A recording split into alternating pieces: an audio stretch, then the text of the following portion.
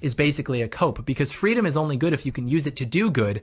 And our government and our culture have made it increasingly difficult to get a well-paying job without amassing tens of thousands of dollars in debt, to find a moral spouse, to buy property, to raise a family. But you're free because what? You can buy a gun and watch porn.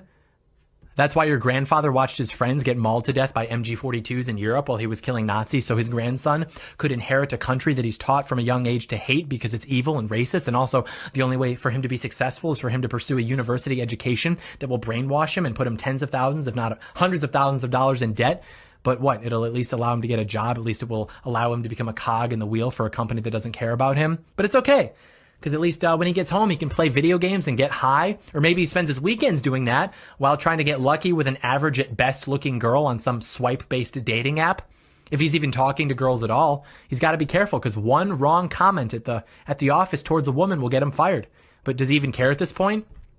Does he have any ambition? Does he feel as though he has purpose?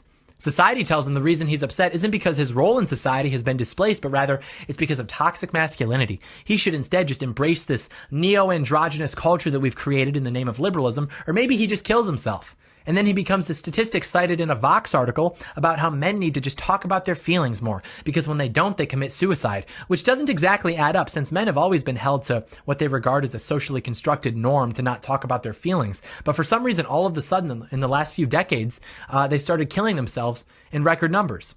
Because it turns out, as a man in America, the only feelings you're allowed to complain about pertain to feelings of defeat over frankly inconsequential things like, oh, I'm depressed because this thing happened, or I'm anxious because this thing might happen. But if you dare embrace your masculine drive and say, I'm angry about this thing happening and I'm going to fight against it, well, no, you can't do that. That's toxic masculinity.